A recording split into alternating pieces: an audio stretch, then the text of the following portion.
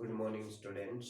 बेटा, अभी लास्ट हमने पढ़ा था इंटरनल रेजिस्टेंस के बारे में कि किसी भी सेल का जो इंटरनल रेजिस्टेंस है उसको हम स्मॉल आर से रिप्रेजेंट करते हैं और इन फैक्टर्स पर वो डिपेंड करता है। तो अभी आज हम आपको पढ़ाने वाले हैं टर्मिनल पोटेंशियल डिफरेंस। आप ईएमएफ के बारे में पहले स्टडी कर चुके हो, तो आप आज हेडिंग डालेंगे टर्मिनल पोटेंशियल डिफरेंस।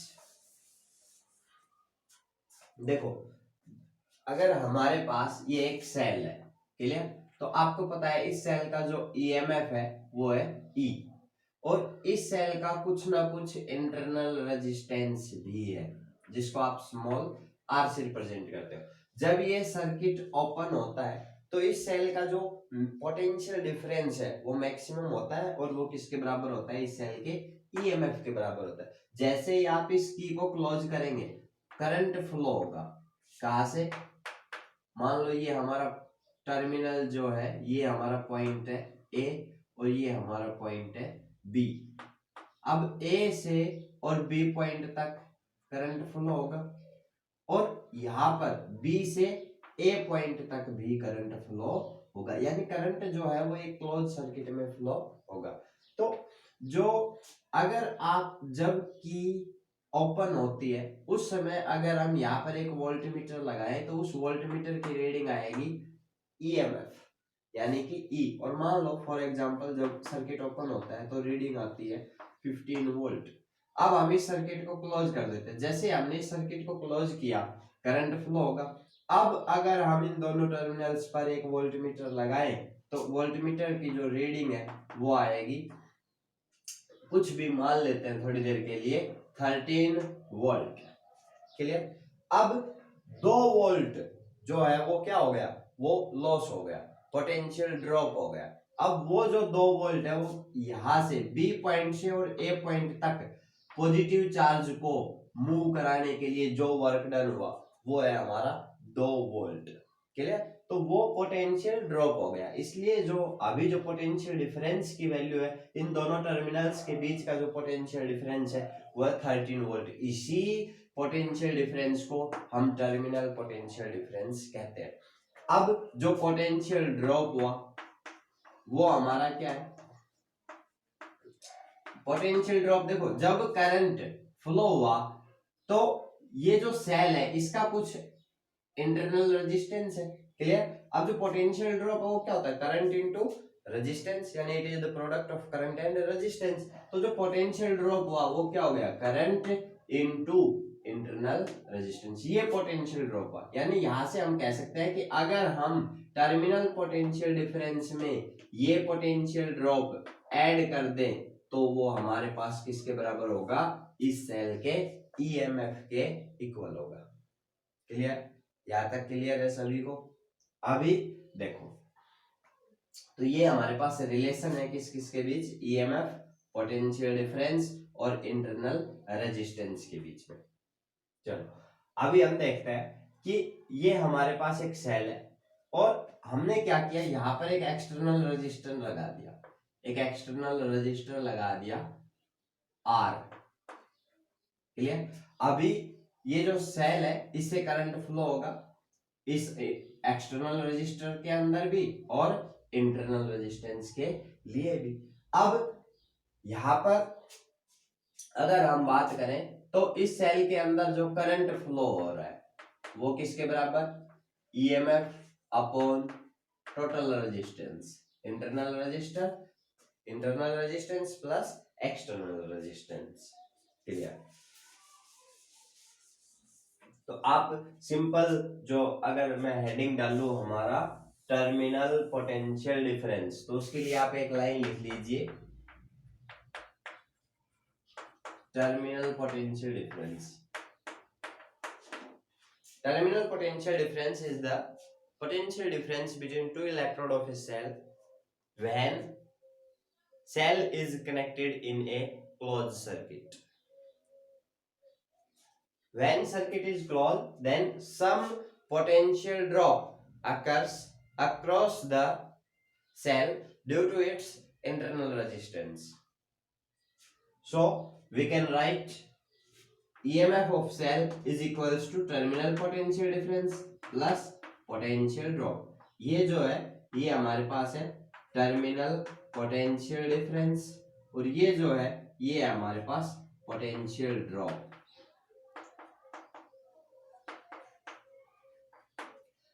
ओके, अभी जैसे कि मैंने कहा कि ये जो सेल है इसका ईएमएफ है ई, और इस सेल से करंट फ्लो हो रहा है आई।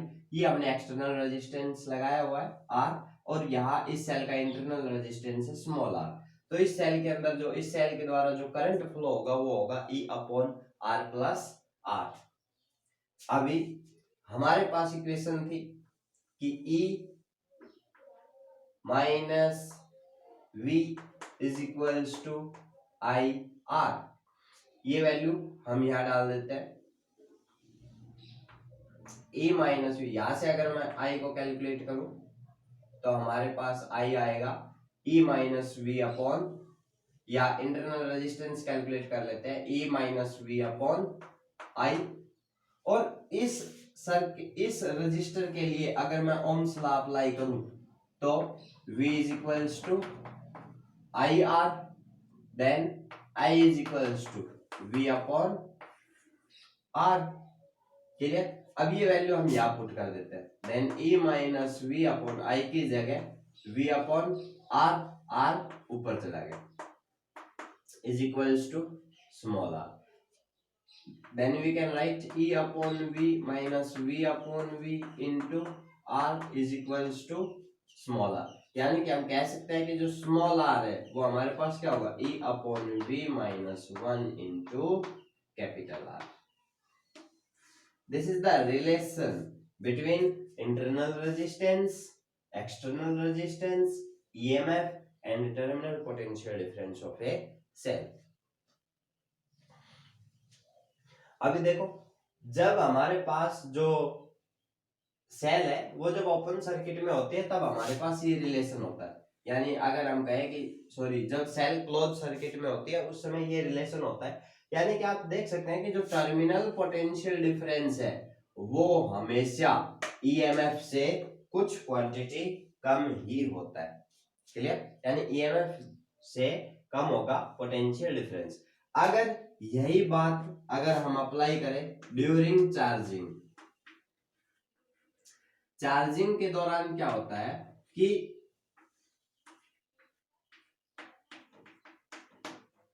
जो सेल का जो पॉजिटिव टर्मिनल है वो बैटरी के पॉजिटिव टर्मिनल से, और सेल का जो नेगेटिव टर्मिनल है वो बैटरी के नेगेटिव टर्मिनल से कनेक्ट होता है। तो उस कंडीशन में हमारे पास जो पोटेंशियल डिफरेंस है वो ईएमएफ से ज्यादा होता है।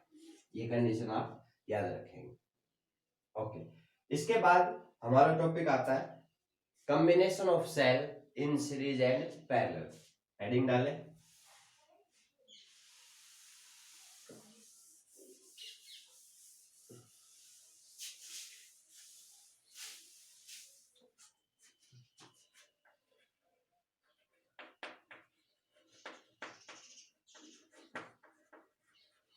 Combination of cells in series. पहले हम सीरीज के लिए करते हैं। देखो बेटा, हम ये लेकर चल रहे हैं कि हमारे पास दो या दो से ज्यादा सेल है, और सेल के जो ईएमएफ है वो है E1 और E2, और जो इंटरनल रेजिस्टेंस है वो है R1 और R2। तो मैं लिख देता हूं, let we have two cells with EMF E1 and E2 and internal resistance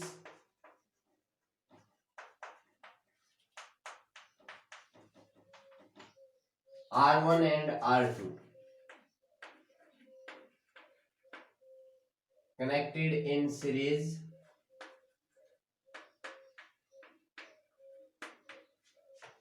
between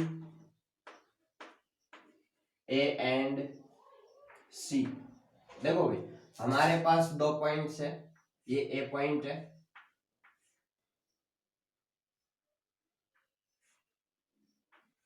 ये दूसरा पॉइंट है सी। क्लियर, ये ए पॉइंट है, ये सी पॉइंट है। अब इन दो पॉइंट्स के बीच में हमने दो सेल लगा रखे हैं। सेल का जो ईएमएफ है वो है E1, इस सेल का ईएमएफ E2, इस सेल का इंटरनल रेजिस्टेंस है R1, इस सेल का इंटरनल रेजिस्टेंस है R2, और दोनों सेल सीरीज में कनेक्ट है, तो सिंपल सी बात है इनसे सेम करंट फ्लो होगा। तो दोनों सेल से करंट फ्लो हो रहा है I। अभी अगर ये जो पॉइंट है, इस पॉइंट को हमने नाम दे दिया बी। क्लियर, अगर हम बात करें कि टर्मिनल पोटेंशियल डिफरेंस, क्या लिख देता हूं, terminal potential difference between A and B, A और बी पॉइंट के बीच का जो पोटेंशियल डिफरेंस है उसको हम लिखते हैं वी ए बी, और वो किसके बराबर होगा, V A minus V B. और यहां से आप देख सकते हैं कि ए पॉइंट का जो पोटेंशियल है वो तो कितना होगा, जितना कि इस सेल का ईएमएफ है, माइनस जो बी पॉइंट का जो पोटेंशियल है वो होगा करंट इनटू रेजिस्टेंस, यानी कि आई R1। सिंपल आप ये भी कह सकते हैं कि इन दोनों पॉइंट्स का जो पोटेंशियल डिफरेंस है वो उतना होगा जितना कि इस सेल का पोटेंशियल डिफरेंस है। तो इस सेल का जो पोटेंशियल डिफरेंस है आप कैलकुलेट कर सकते हैं, EMF minus potential drop. Okay, दूसरा जो पॉइंट्स है बी और सी, बी और सी पॉइंट के बीच का जो पोटेंशियल डिफरेंस है, अगेन आप लिख लीजिए terminal potential difference between B and C, VBC, which is equals to VB minus VC and which is equals to E2 minus IR2। Clear, उसके बाद हम ये लेकर चलते हैं कि A और C पॉइंट के बीच का जो पोटेंशियल डिफरेंस है, then potential difference between A and C is given by, देखो भाई ए और सी पॉइंट के बीच का जो पोटेंशियल डिफरेंस है वो कितना होगा, V A C is equals to V A minus V C. अगर मैं इसमें बी पॉइंट का पोटेंशियल ऐड कर दूं और बी पॉइंट का ही पोटेंशियल सब्ट्रैक्ट कर दूं तो कोई इफेक्ट नहीं होगा। Then we can write V A minus V B plus V B minus V C. Clear, कोई फर्क नहीं होगा। अब यहां से V A minus V B को तो हम क्या लिख सकते हैं, potential difference between A and B, which can be written as E1 minus IR1 plus VB minus VC को हम यहां से लिख सकते हैं E2 minus IR2। यानी कि जो हमारे पास पोटेंशियल डिफरेंस है इन दोनों सेल के कॉम्बिनेशन से जो पोटेंशियल डिफरेंस आया उसको हमने लिखा V is equals to, जो ईएमएफ है उनको एक साथ लिख लेते हैं और जो करंट और इंटरनल रेजिस्टेंस का जो प्रोडक्ट है उसको एक साथ लिखते हैं। Then we can write E1 plus E2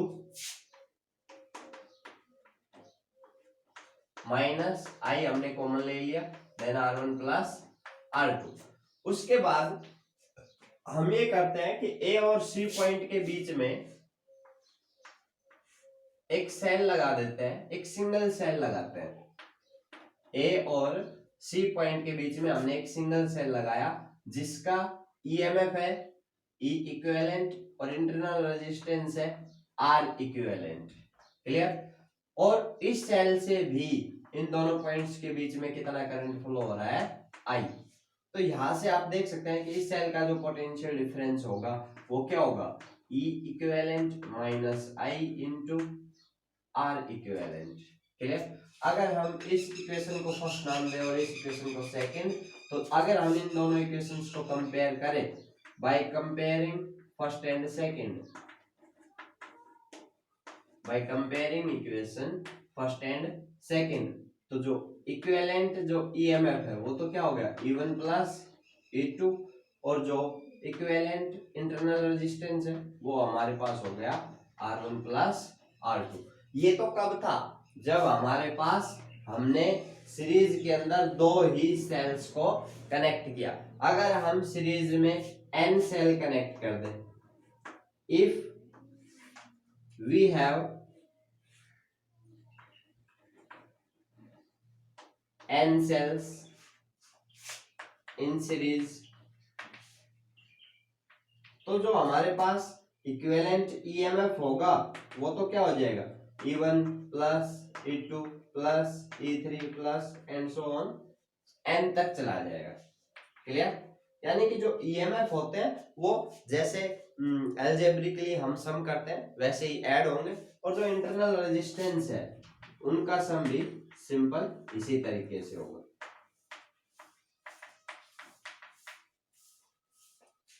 clear? इसके बाद हमारे पास आता है कि combination of cells in parallel.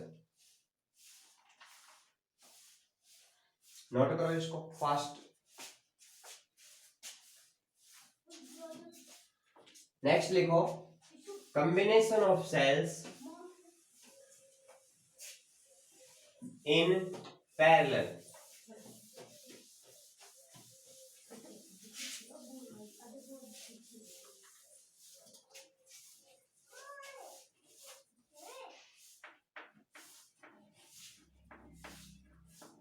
देखो भाई, फिर से हम लेकर चल रहे हैं कि हमारे पास दो सेल्स हैं और दोनों के जो ईएमएफ है वो E1 और E2 है।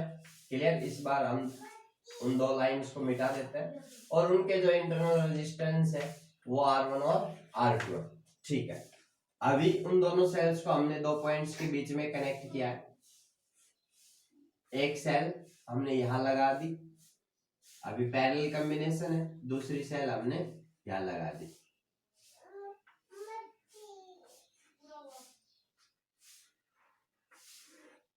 क्लियर?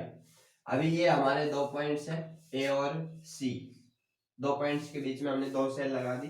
फर्स्ट सेल का EMF E1 internal resistance R1, second cell का EMF E2 internal resistance R2। First cell से करंट फ्लो होता है I1, सेकंड सेल से करंट फ्लो हो रहा है I2, और बाहर जो करंट है वो है I। यहां से करंट आएगा और डिवाइड हो जाएगा सेम। क्लियर? अभी देखिए जो फर्स्ट सेल है, फर्स्ट सेल का जो पोटेंशियल डिफरेंस है, अब यहां से आप देख सकते हैं एक तो कि भाई जितना करंट एंटर करता है उतना ही करंट एग्जिट होता है according to law of conservation of charge. तो आप सबसे पहले लिखेंगे कि according to law of conservation of charge, जितना चार्ज इन होगा उतना ही चार्ज आउट होगा, यानी कि current entering in the circuit is equals to current exit in the circuit. तो ये हमारी फर्स्ट इक्वेशन आ गई कि I is equals to I1 plus I2। उसके बाद हम लिख सकते हैं कि भाई ये जो दोनों सेल्स हैं ये पैरेलल में कनेक्ट है, और हमें पता है कि पैरेलल में अगर कनेक्ट है तो दोनों का जो पोटेंशियल डिफरेंस है, क्योंकि दोनों सेल्स ए और सी दो पॉइंट्स के बीच में कनेक्ट है, तो दोनों का जो पोटेंशियल डिफरेंस है वो सेम होगा। Then we can write V is equals to for first cell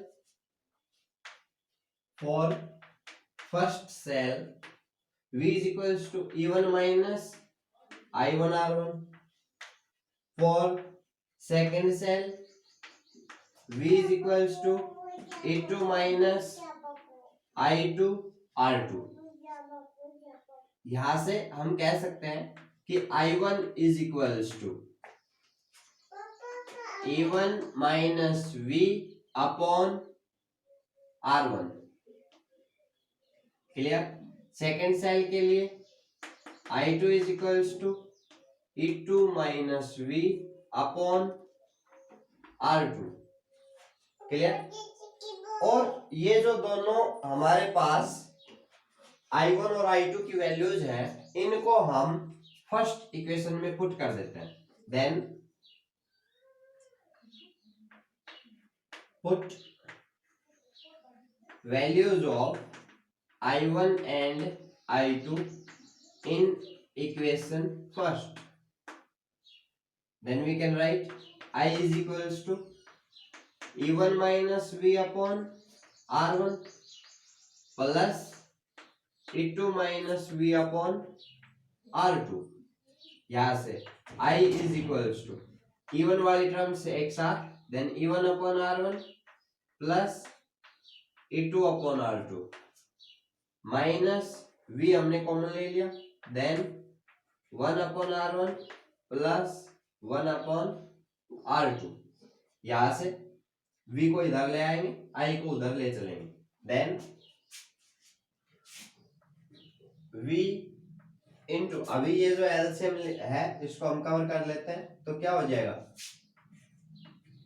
R1 R2 ऊपर R1 प्लस R2 या R2 प्लस R1, एक ही बात है, देन इज इक्वल्स टू, अभी इसको सोल्व करते हैं, then E1 R2 plus E2 R1 upon R1 R2। अभी इसको इधर ले गए, I को हम इधर लेकर आते हैं, माइनस I। अभी इसके बाद V इज इक्वल्स टू, अभी ये जो complete term R1 plus R2 upon R1 into R2, इसको हम राइट साइड में लेकर जाते हैं, तो देखो बेटा R1 R2 से R1 R2 कैंसिल हो जाएगा, यानी कि हमारे पास क्या आएगा E1 R2 plus E2 R1 upon R1 plus R2 minus I into I के साथ ये कंप्लीट मल्टीप्लाई होगा, then R1 R2 upon R1 plus R2। Clear. अभी हम लेकर चलते हैं कि अगर इस इक्वेशन को हम सेकंड इक्वेशन नाम दे देते हैं, ये हमारी सेकंड इक्वेशन है। उसके बाद हम कहते हैं कि अगर हम इन दोनों सेल्स को हटाकर, if we replace these two cells by a single cell whose EMF is equivalent and internal resistances are equivalent, then देखो अभी ये जो हमारे पास दो पॉइंट्स थे, इनके बीच में हमने क्या किया, ये जो दोनों सेल्स थी इनको हटा दिया और यहाँ पर एक सिंगल सेल लगा दी, और उस सिंगल सेल से भी इन दोनों पॉइंट्स के बीच में कितना करंट फ्लो हो रहा है, I करंट फ्लो हो रहा है। तो हम लिख सकते हैं, then we can write V is equals to as V is equals to E equivalent minus I into R equivalent। ये हमारी थर्ड इक्वेशन है। क्लियर। यहां से अगर हम सेकंड और थर्ड इक्वेशन को कंपेयर करें तो हमारे पास क्या आएगा, by comparing second and third, देखो E equivalent is equals to E1 R2 plus E2 R1 upon R1 plus R2। Clear. This is equivalent EMF। Okay, यहां से जो इक्विवेलेंट इंटरनल रेजिस्टेंस है वो हमारा आ रहा है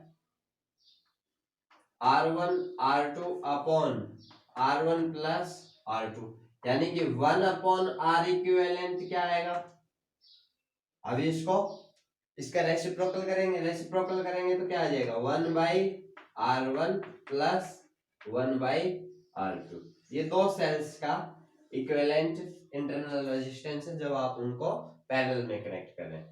ओके, उसके बाद एक रेशियो और आता है हमारे पास कि ratio of EMF and internal resistance, वो क्या आएगा हमारे पास E1 अपॉन, देखो हम इसको इससे डिवाइड कर रहे हैं, तो जो ये क्वांटिटी है ये नीचे होगी और ये क्वांटिटी ऊपर कैंसिल हो जाएगी, यानी हमारे पास क्या आएगा E1 R2 plus E2 R1 upon R1 R2। तो इसके लिए तो हमारे पास होगा R2 से R2 कैंसिल, यानी E1 upon R1 plus E2 upon R2। Clear, ये रेशियो। ठीक है, अभी इसी के अंदर एक छोटा सा टॉपिक हम और करते हैं कि अगर ये जो हमारी सेल्स हैं ये आइडेंटिकल हो। क्लियर, नोट करो इसको fast.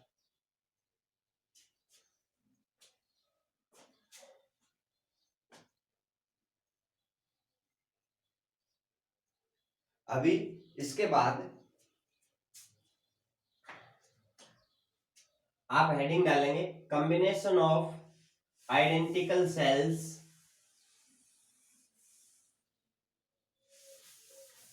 In series and parallel. देखो यहां से एक छोटा सा टॉपिक आप कर सकते हो कि अगर आपके पास आइडेंटिकल सेल्स है, आइडेंटिकल सेल्स है इसका मतलब है कि ईएमएफ जो है वो इक्वल है और जो इंटरनल रेजिस्टेंस है वो भी इक्वल है दोनों सेल्स के। तो जो इक्विवेलेंट ईएमएफ होगा वो क्या होगा, E R plus E R upon 2R, यानी कि 2ER अपॉन 2R, 2R से 2R कैंसिल, यानी क्या आया E।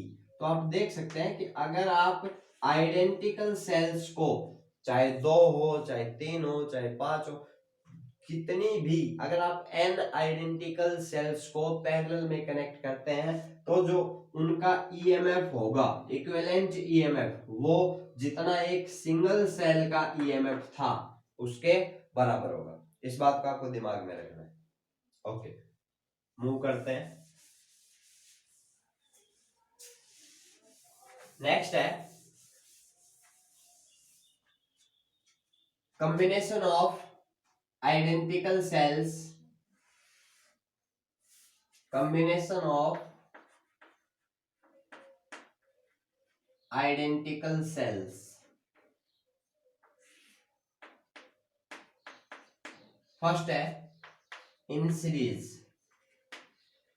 हमारे पास जो आइडेंटिकल सेल्स है उनको हम सीरीज में कनेक्ट कर रहे हैं। देखो मान लिया कि हमारे पास n आइडेंटिकल सेल्स है और उन n आइडेंटिकल सेल्स को हमने सीरीज में कनेक्ट किया हुआ है। हर एक सेल का जो ईएमएफ वो E है और इंटरनल रेजिस्टेंस R है। तो जो हमारे पास और n सेल्स हमने लगाई हुई है, क्लियर। तो जो इक्विवेलेंट ईएमएफ होगा वो तो क्या हो जाएगा, E plus E plus E plus कितने टाइम्स, n टाइम्स, यानी कि इक्विवेलेंट ईएमएफ हुआ Ne। और जो इंटरनल रेजिस्टेंस है वो होगा R plus R plus R plus again n times, यानी कि NR।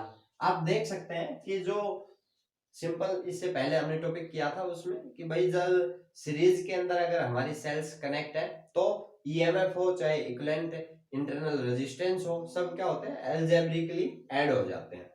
तो यहां से आप देख सकते हैं कि जो इक्विवेलेंट ईएमएफ है वो आया Ne और जो इक्विवेलेंट इंटरनल रेजिस्टेंस है वो आया NR। अच्छा, अगर हम ये लेकर चलते हैं कि इन सेल्स के साथ, इस कॉम्बिनेशन के साथ हम एक एक्सटर्नल रेजिस्टेंस भी लगा देते हैं। इस कॉम्बिनेशन के साथ हमने ये एक एक्सटर्नल रेजिस्टर लगा दिया R। अब ये जो हमारी सेल है इनका इक्विवेलेंट ईएमएफ आया हमारे पास Ne और इक्विवेलेंट इंटरनल रेजिस्टेंस आया NR। अच्छा, जो एक्सटर्नल रेजिस्टेंस है वो है हमारे पास R। टोटल रेजिस्टेंस कितना हो गया,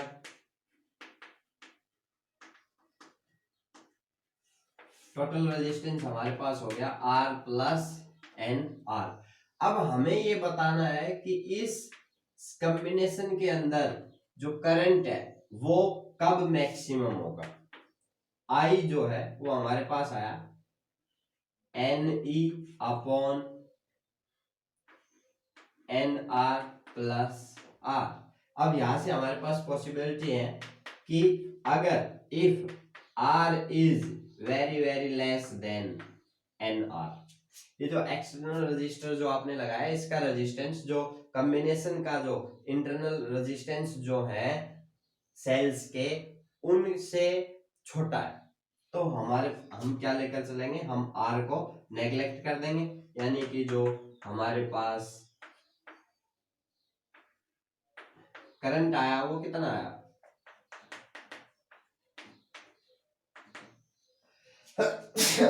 this is equal to current by a single cell.